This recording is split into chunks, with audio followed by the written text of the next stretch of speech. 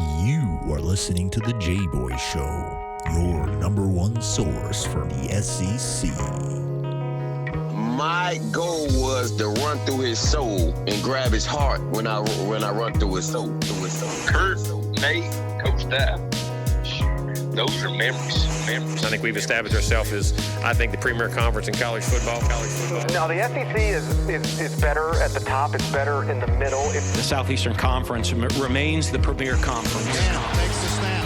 Looking for the receiver. He's got Lutz Kirkland. Touchdown, Auburn! Think about it. It's always been the SEC and everybody else trying to catch it. I think this is probably the best league from a competitive venue standpoint.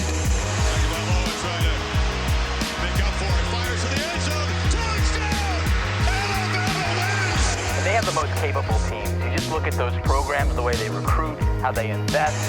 Snap to Burrow. 3 steps. Fires. Back corner of the end zone. Over the shoulder catch. Did he hold on? He did. Justin Jefferson. Touchdown, Tiger. And now, your host, Jboy. Hello, everybody, and thanks again for joining us on another edition of the Jboy Show. Appreciate you guys subscribing on YouTube. The channel's doing really well. If you're listening on Apple Podcasts or Spotify, whether it's on the commute, whether it's a nightcap, doesn't matter. We really appreciate you guys. Getting to a guy that we've had on, I had early in the show, and excited to bring him back on, and I'm going to get to it. You're going to know who he is. Had one of the biggest hits ever. I think he's half responsible for the targeting rule, maybe fully responsible for it. But again, that's a badge of honor, to be honest with you, when you play that position. But I do want to give a shout out to our sponsors over at betonline.ag. The online casino is always open. I know college football's done. The Super Bowl's done. We got March Madness on the way, Major League Baseball, all that stuff. So whether you like parlays, you want to do the props, you want to take a chance on an underdog to win, I suggest a 12-5 game. Shocker, I know. Head over to betonline.ag today and tell them Jboy sent you. But very excited to get to our guest today. One of the hardest hitters I've seen in the SEC, played safety at Auburn. Again, a guy that did so many things, and not just hitting, had 4 interceptions against Tennessee. And we're going to get to that story because I think it's a great story and it's hilarious. And what he's doing now, training guys, he's doing a ton of stuff, really helping kids out as well. Mr. Junior Rosegreen. Junior, what's up, fam? Hey, what's going on, man? War Eagle to all the fans out there, too. Hey, man, it's an honor to have you on. You know, me and you had a blast the first time you came on. And the question probably I get asked the most about the show, and this has been all the way through, is who on the intro is talking about running through this guy's soul and snatching his heart on the way out. And I'm like, that's my guy, Junior Rosegreen. So do you mind, Junior, just going through that again, the big hit on Reggie Brown? We all remember it, Auburn versus Georgia. I've never seen so many people go so quiet, so fast. I was in the end zone and saw it. Can you just take us through that play again? Because it's really, and again, you know, I'm all for player safety and stuff like that. But like I used to tell my guys, they signed the paper too. Hey, yeah, that's a good point there. But what led up to all that? So Fred Gibson, I got to tell the real true story. Yeah. Fred Gibson, he was talking crap to Carlos Rogers, talking about what he gonna do to me and all that stuff. So being that this is a big rival game, my grandma died on Friday. So my grandma lived to see 99. So it wasn't like I wasn't sad. It was like a rejoice. You know what I'm saying? Because anybody lived to see 99, that's a blessing. I hope I see 99, man. Yeah, absolutely. So at that point in time, I just knew I was going to do something special. But coming into the game, you know, we on the bus, we doing a tiger walk. I'm walking down tiger walk. I just felt something inside of me that I knew I was going to do something special on that day. So, you know, I get on the field, you know, we do the little walkthroughs. You walk down and, you know, you do whatever you do on every day before the game. So I see Fred Gibson down there talking crap to Carlos Rogers, and I'm like, I'm laughing because I already know what he's talking about because I got my headphones in. I'm listening to Tupac, All Eyes on Me. So I'm getting in my groove, and you know I'm just ready to play at the highest level because Georgia Auburn game. That's like, hey, that's it. You know what I'm saying? So I was hyped about it. And then, you know, I knew Fred was talking crap during the whole week, so I was pissed. So I know every chance I get to hit him, I'm going to smash him. You understand? So before that play, I had got a personal foul because Fred Gibson had ran a corner ball, and David Green threw him the ball, and I seen it. So I broke on the ball. He seen me coming. He jumped to try to go get the ball. Once he seen me coming, he put his hand down. I hit him anyway. Yeah. And I told him, I said, I'm going to hit you every time. I don't even care if you don't catch the ball. I'm going to still hit you. You talk too much, and I'm going to shut your mouth. So Coach Tuffy was like, Junior, no, we don't need that right now. I said, Coach, I got you. I got you, baby. Chill out. Mm-hmm. After they called a personal foul, whatever, the next play, I knew they was going to run it because I was watching it on film. Mm-hmm. So he ran. We was in cover 3. Carlos was on the front side. Mm-hmm. Monte Pitts was on the back side. Mm-hmm. So Will Herron rolls down to cover the tight end. Yep. I knew Fred Gibson wasn't gonna run no post. He was just gonna run a bomb. So I seen David Green look Fred off and then come back to Reggie Brown. So Reggie Brown ran the little bang route, the little skinny post. But before he even ran the skinny post, I already broke because I read the quarterback. You knew it. You saw it. Broke, yeah, I seen it. So when I broke on him, I said, I know he's not finna throw this ball because I'm finna kill him. I already had that in my mind that I was gonna kill him. Yeah. And it's not a bad saying what I'm saying, kill him. I mean, like football is a contact sport where you can get hurt. You understand what I'm saying? Yeah. So it's either you be the hammer or the nail, and I'm not being the nail. I'm gonna be the hammer. I love that, Junior. You understand what I'm saying? Yeah. So at the end of the day, I broke, and soon he caught the ball. He took 3 steps, but he seen me. Yeah. So people were saying like he ain't see me. No, he caught the ball. He seen me. He ducked his head. So I had to come up under him so I won't hurt myself. You understand what I'm saying? Yes, leverage. So I had the low man win. So I came up under him. And when I hit him, I could just feel, I just took his whole soul. And it went inside of me. And I was on a whole different level. I threw my helmet off. Coach Phillip was like, Coach, put your helmet back on. I didn't care. I was so hyped.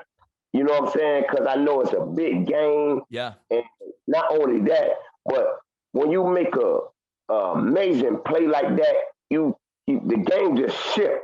Mm-hmm. After I hit Reggie Brown, Georgia quit. They laid down. They didn't want to play no more. And the only 2 players, and when I see them, I always talk crap to them. I said, hey, Greg Blue and Thomas Davis, them the only 2 that kept playing hard. Yeah. Yeah. And they were like, man, Rosegreen, when you hit him so hard, dog, I said, man, I got to catch one of these boys. So he was trying to knock Ronnie Brown them out. Yeah, no doubt. So I was like, hey, that's why I knew at the end of the day, I can always say Thomas Davis and Greg Blue was a dog. Yes. Because it's like I took the fight out of the rest of the team, but them 2 boys, they kept fighting. And I could always respect that.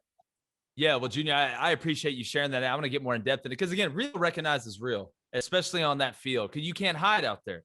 There's no hiding. Sure, but it's crazy you say that Reggie Brown saw you. And, again, you know how it is. It's moving fast. But in some of those moments, it slows down a little bit. Were you able to see his eyes and see the look in his eyes when he saw you coming? Because I know I saw it with my own eyes from the end zone. You were coming like a tomahawk missile. You knew what was coming. You saw it. That goes back to preparation and instinct and feel when you've done it so many times. But did you see him see you? And I know in the back of his mind, he knew what was coming. And there's no way you can prepare for that. Yeah, he seen it. But at the end of the day, because they had that story in the book. Yeah. You understand what I'm saying? And they had talked to Reggie Brown. and Reggie Brown said Carlos had told some lies to get me amped up. So he didn't say that. He didn't say nothing about me. You know what I'm saying? Carlos did that to rev me up. So, you know, Carlos did him wrong for lying on him and tell him that he was talking crap about me. But at the end of the day, it is what it is. It's football. It's a contact sport. It's a game that you can really hurt somebody and not go to jail. I tell my players all day, at the end of the day, you're not trying to hurt nobody, but you got to be the hammer. You can't be the nail, and you got to protect yourself.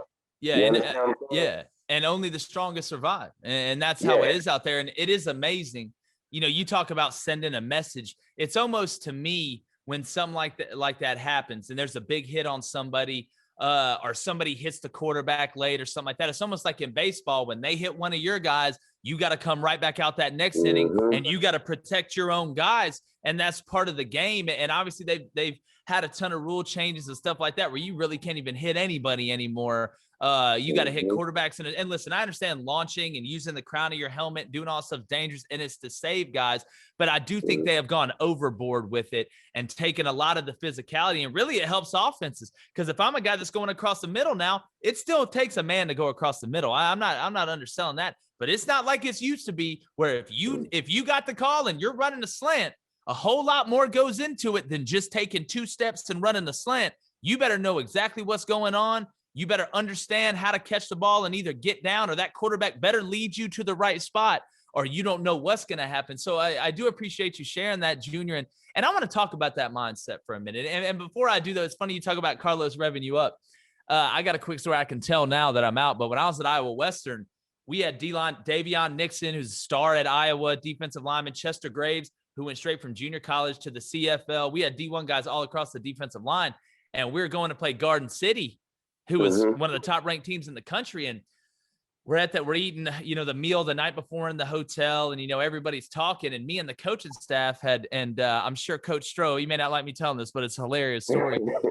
I had came to him and said, Coach, I want to pretend that I got a message from one of these other coaches I know that's recruiting Garden City and us, and that one of their coaches was saying our D-line was soft, and the kid that was committed to Iowa was overrated. Davion's going to kill me when he hears this, because I've never told anybody this before. So we're literally sitting there eating the meal.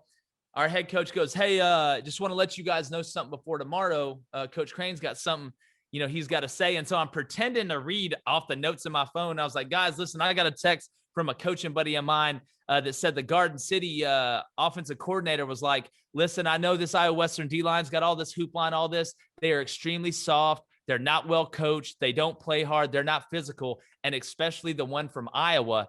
And I'm telling you, Junior, the second play the defense is out there, Davion runs down a sweep to their sideline, tackles it, takes his helmet off, looks at the head coach and the OC who was on the field, and starts talking trash to him. And these guys had no idea what he was talking about. Like, they, even after the game, was like, what was going on? What was going on? And to this day, they still believe that. So that just made me think of that, man. It's hilarious. But I want to, that stuff works though. Really, it works. So you don't want to lie or whatever like that. But again, you want to get everybody fired up. And sometimes it is true. It is.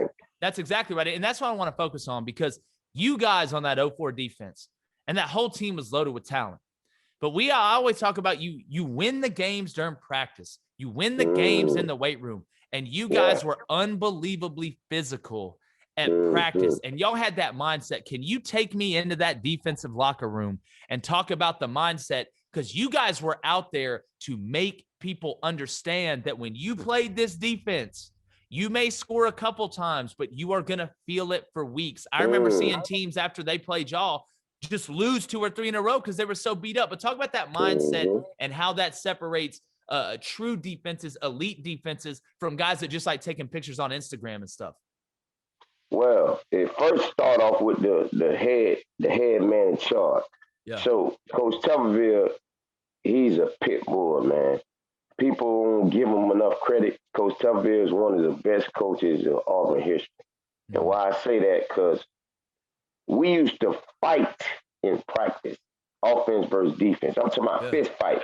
Yeah. And I can remember it was some news reporters out there, and we were fighting because I think this would have happened. Brandon Jacobs, he just got to Auburn. He was running over everybody. This is second string defense, not the first string defense. So let's get that. I like that clarification. I like that clarification right there. So he running over the first string defense. Oh, Coach Witt and Coach Chiswick get in the huddle like, let's go out there. Get in the huddle. So before we went out there, it was me, Carlos Dansby, BT, you got Tavares Robinson. Killers. It's all of them now. Now you got Travis Williams, and he said, if they get another yard and he run through this one defense, I'm gonna kill y'all. we came back in the huddle. We said, hey, bro, hey, let's go. He can't get nothing. Yeah. I say, T, you hit him low, I'm going to hit him high. Man, Brandon Jacobs came through that hole because he was a freak now. He was a monster. And don't get that twisted. No. Hey, everybody, listen to what I'm saying. He's a freak. I'm talking about, at that time, he was 255, cut up. It looked like somebody just drove him up. You understand what I'm saying? Hey, I know, dog. I know. He was hard. He got dog in him. Yeah. He talked crap. So he got the ball, and I'm telling you, all you can see is killer bees. Like, you know, when the bees, when they see honey and they just swarm to it, my gosh. It was crazy. All you heard was, what? Everybody was getting a piece of him. I'm talking about trying to kill him. Yeah. And Gene Chiswick, like, that's what I'm talking about. So Bobby Petrino and Gene Chiswick. Here we go. Let's do it. I love it. So Bobby Petrino and Gene Chiswick, they going at it. You know what I'm saying? Coach Witt jumped in. So it's a whole team brawl. You understand what I'm saying? Tuffy just sitting there smiling, talking to the news reporters. And one thing I can say, Coach Tuffy had us trained. Like, when he blow that whistle, everybody stop. That's how it's got to be. Like, he had a train. We was a trained killers. We was trained killers. Yeah. And that's no lie. If he turn us loose, oh man, it's over with. I love it. And that's once he blow that whistle, man, everybody stopped. And news reporters, they was like, golly, you got it like that. Oh, yeah. Because he done tapped into our brain and our mind and our mindset. So he know, like, okay, you win games during practice. Yes. When you get on the field, you already done won the game. You understand what I'm saying? Yeah. So, therefore, that was every day. 707, when since you ever heard on 707 that wide receiver was getting knocked out? We was doing it. We was doing it. So that's why I can say, like, Anthony Mix, Courtney Taylor, Ben Obamanu, Devin Aromshadu. We had dog big receivers. And that's why it was so easy for them to kill these DBs, because they was going against the best every day in practice. They was getting hit. You know what I'm saying? They was getting their share too. They was backing on some of the DBs and all that. And it was cool. Because at the end of the day, it was all love. Yeah. But we won the game in practice. Yeah. And you know, there's an old saying, Junior, and I used to say it all the time, and you know, it may sound cliche, but it's so true. If you make practice more important than the game, then the game is easy.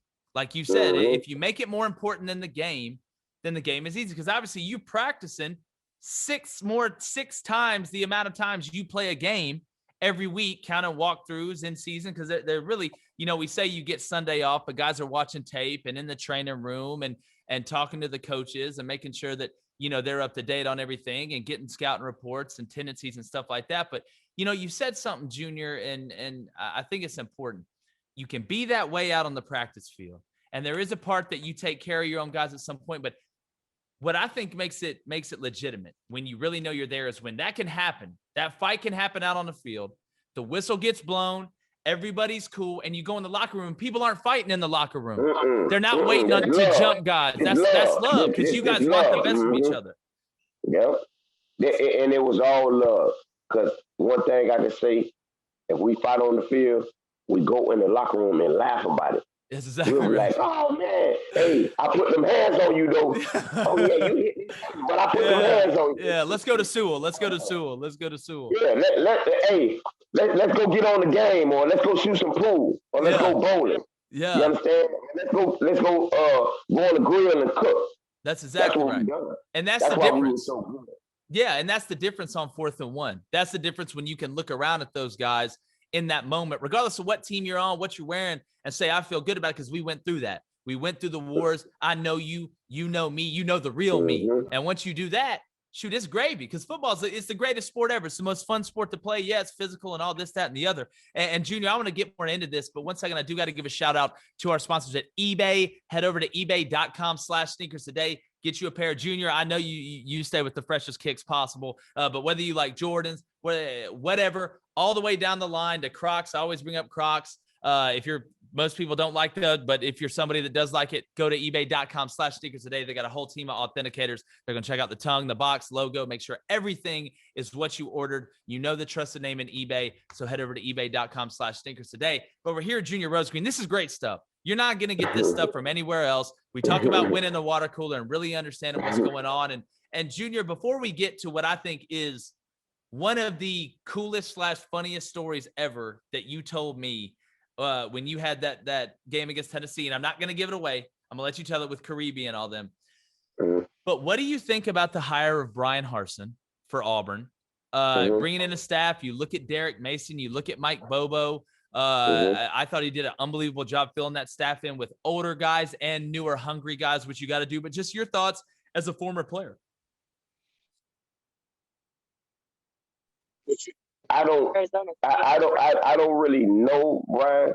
I don't really know him as a person, but me, I'm good with grabbing that energy. And he looked like an energy guy. Yeah. You understand what I'm saying? Yeah. And he looked like a fiery guy. He looked like a guy that non-tolerant, like he's not going to tolerate the bull crap. Yep. And Mike Bobo, he is a dog. He a dog. I knew Mike Bobo from South Carolina, and then he played quarterback at Georgia. So people don't realize all the little ghosts that Knicks used to see last year, he gonna clean that up. So which is huge. Y'all understand that what I'm saying? Coach Bobo gonna clean. I'm telling you, he's gonna clean the quarterback up, and the quarterback gonna do something special. Because being that Knicks can learn from somebody who's been there and done that, he's gonna make the game so easy and simple. You understand? And he's gonna like program his mind to take what the defense give you. If it ain't there, use your feet. You understand what I'm saying? Because you can't run. And I can say if he couldn't run, but don't throw an interception or don't throw an incompletion when you can get 5 or 7 yards with your feet. Yeah. So I know that for one, the offense is gonna get cleaned up. Defensive wise, I heard some good stuff about Mason. I heard he's a good guy. He's fiery, and I would love to see. I just can't wait to see what's gonna go on, because I'm tired of seeing the people down the road just dominating the game, and it was never like that. You understand what I'm saying? And you guys wouldn't have took that. Hell no. Because one thing about it, 2 things for sure. I'm not from Alabama, but when it's time to play Alabama, I am from Alabama. Because I'm going to rock with my Alabama boys to make sure they get that W. That's the difference. We had a mentality. When we played Florida, the Alabama boys and the Georgia boys, they from Florida that day. Because that's just the mindset we had. Like Georgia, like Ronnie Brown and all them, they from Georgia, and Carlos Rogers, they from Georgia. We finna rock with them. We gonna rock with them. We gonna do whatever it takes to get that dub for them Georgia boys. And that's how I go, man. Like, if you ain't got a mentality, quit football, hang up your pads, hang up your cleats, and go do something else. Because football for you if you ain't got that mentality. Hey, you're getting me fired up, Junior. I know, shoot, our audience, man. Some people probably had to pull over. They're so fired up after that, but that's the truth. That's the truth. And Auburn hasn't had that. And that's something that, you know, during this whole, and again, I'm trying to call anybody out, but that's something I've talked about multiple times on this show, is that when it comes down to it, you're playing for each other. Mm-hmm. You made the choice. I mean, Will Herring said it best. You know, you can be from up in Montana or out in California or out there on the red clay, but you chose to play for Auburn, and that makes us family. And families willing to fight for each other. Families willing to die for each other. And Auburn needs to have that again, especially up front. And I think Brian Harsin's a guy that understands that. I think the guys he brought in around him understands that. And you got to have that anywhere. It's not just Auburn, especially in the SEC today and when y'all were playing. So, Junior, I think you're exactly right, man. And again, you know, you can hear all the fluff and all the cliche terms, but that is it right there. In that locker room, in that mindset of a player, that is how it has to be, because you're all in it together and you all got to be. It ain't about you. It ain't about just another guy. It's about all of you guys. And that's something that Auburn has to shift to. But I do, Junior, as we're here kind of winding down, and I'm going to get to this training stuff you're doing, man, because you've got some absolute ballers that are under you. And, of course, with you coaching them and the experience you have. But you have got to tell our audience, and I know some have heard if they've been listening to us from the beginning, this is one of the greatest football stories I've ever heard. Can you just talk about the Tennessee game and the night before? And that's all I'm going to say, and I'm going to let you tell the story because this is awesome.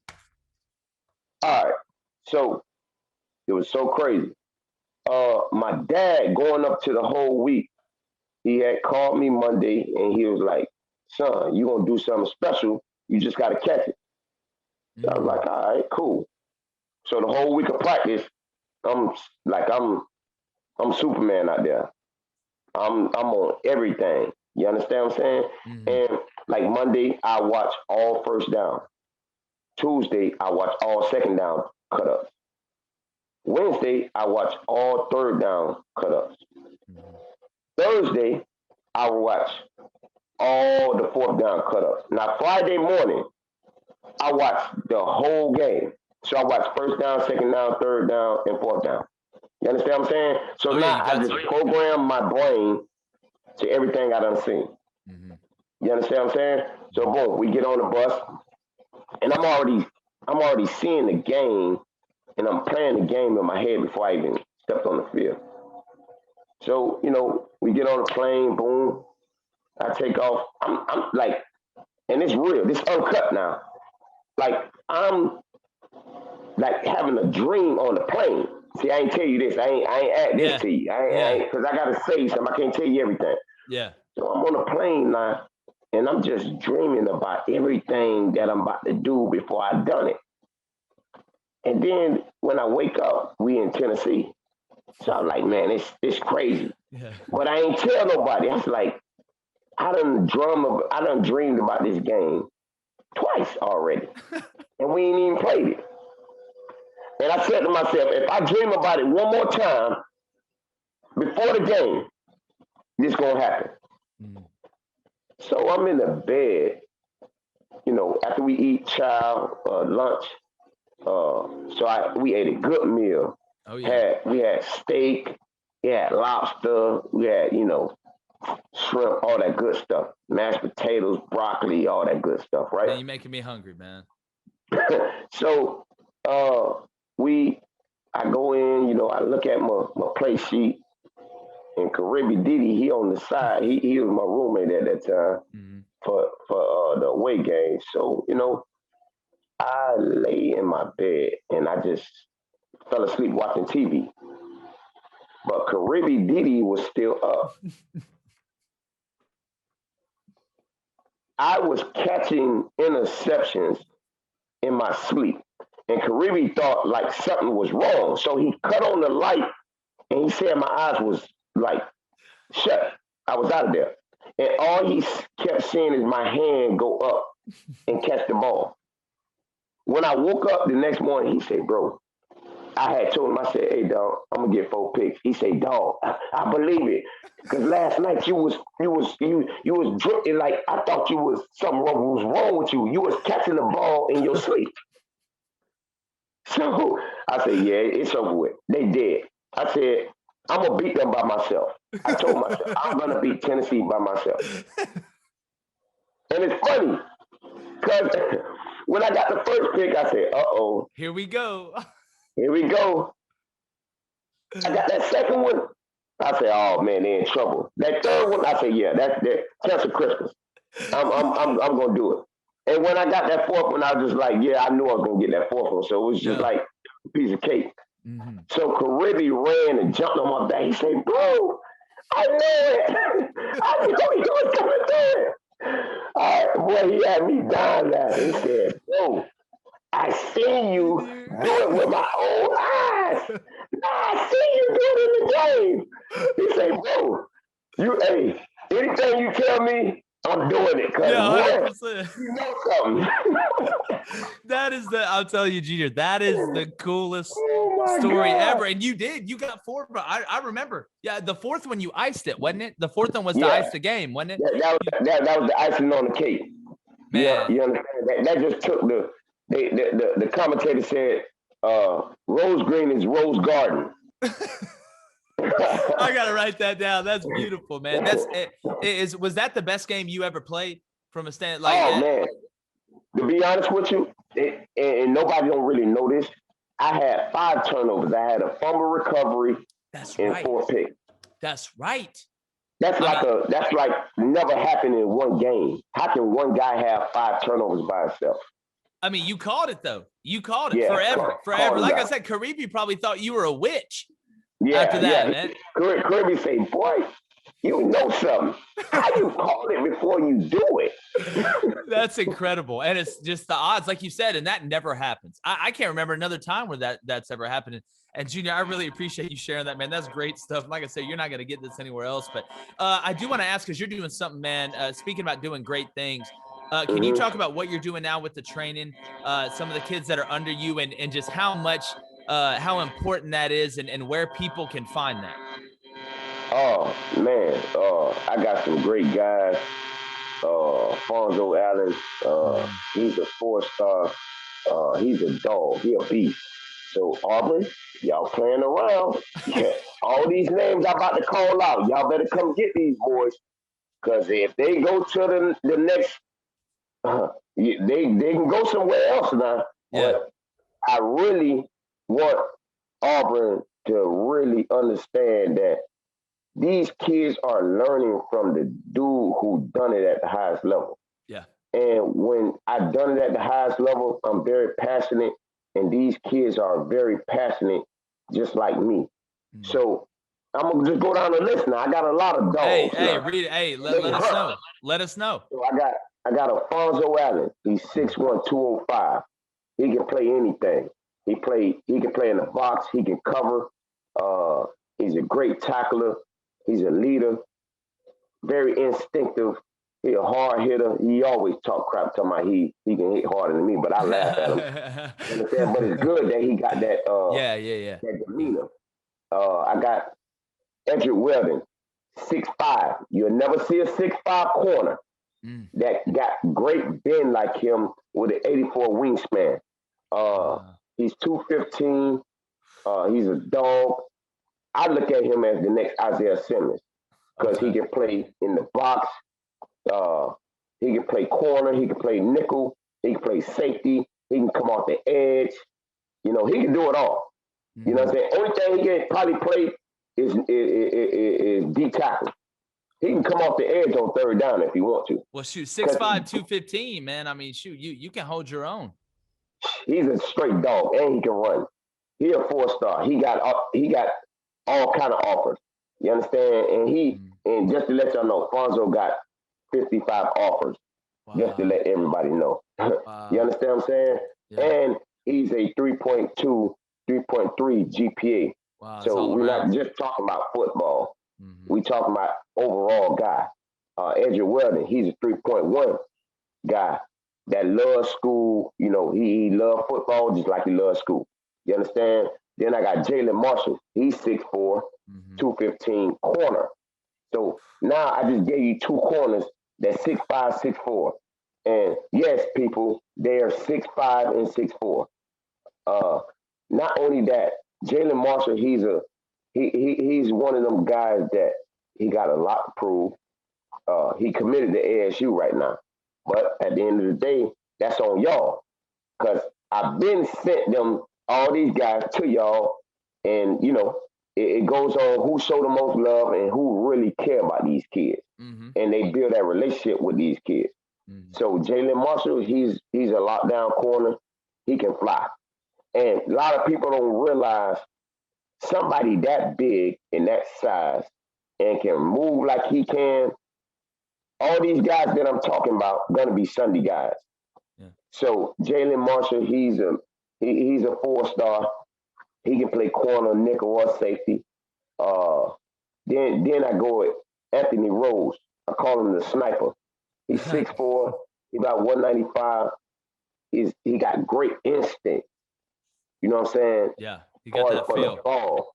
Like, if you know when the snipers be like real high, once he get you in that scope, and once he get the ball, like once he see the ball, he getting it all day. When that ball in the air, he's coming down with the ball. He's gonna jump over the receiver. He's gonna do whatever it takes to get that ball. So he's a ball hawk. Ball hawk, and he a 4-star DB. And I got an army, man. You got an army. Now watch this. I got Justin Dahl. He's a white kid. But I tell you this, he's the next Harrison Smith. He's 6'1", 205. He just got so much dog in him.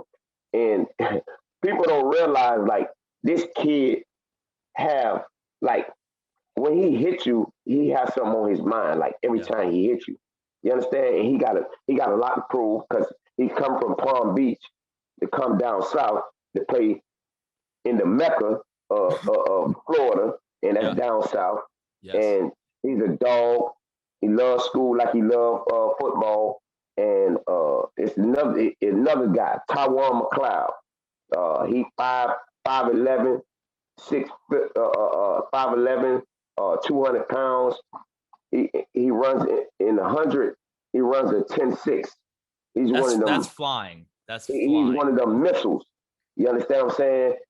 He's going to be a nickel guy or a safety, and he can play running back because he's just that diverse. Mm-hmm. Then I got a guy named Zaire. Now, we got a lot of dogs, and it's real. I got 12 DBs, and the 12 DBs, they go in Division I. Because how I'm going to get the rotation, ones and twos going to get 30 snaps a game. And when you keep it even like that, you're going to keep them fresh.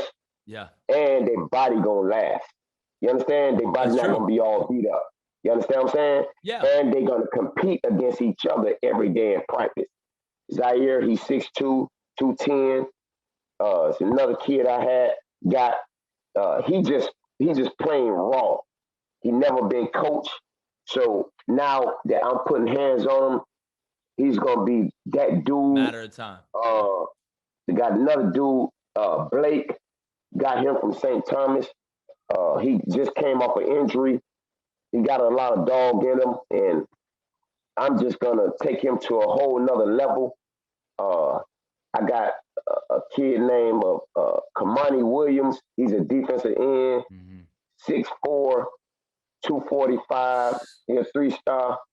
Understand? He got 15 plus offers. I got Justin Wallace. He's 6'4", 255. A dog, can play the 3 technique or the end. Man, I can go down the list. I got Dylan Reed. He's 6 foot, 220, linebacker. He's a missile, torpedo. That's what I'm saying. You got an army, man. Yeah, I got Keelan Brown. He remind me of Jabril Peppers. He about 5'11", about 210. He gonna come down here and he gonna smack you. So at the end of the day, all I'm telling you is, you want some dogs. Please, Auburn, y'all come see me. Yeah. It's the legend talk.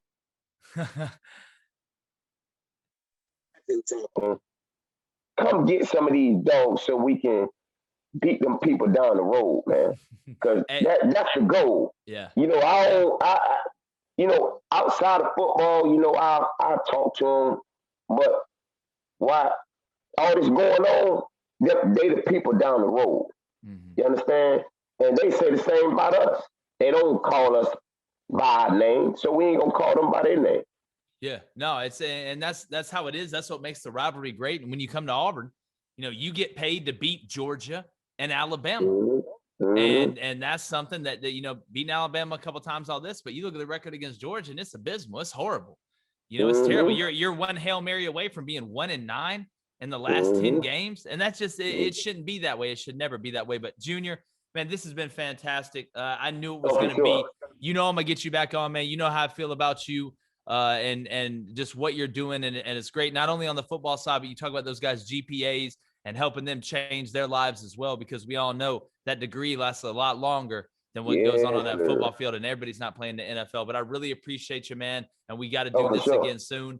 I appreciate you guys as well tuning in. Again, like I said, you're not going to get anywhere else, so make sure you hit subscribe. We're bringing it all to you from all different looks, covering the whole SEC, and we're just starting to get wounded up. We got the college basketball tournament coming in, which we're going to cover and all that stuff, but spring practice is back. Looking like full capacity, it's back. So hopefully we're going to get back to somewhat of a normal. But again, make sure you go to the jboyshow.com. Junior, I got to get you some gear too to let you rock around down there. So go to the jboyshow.com, get some merchandise, great prices, great stuff.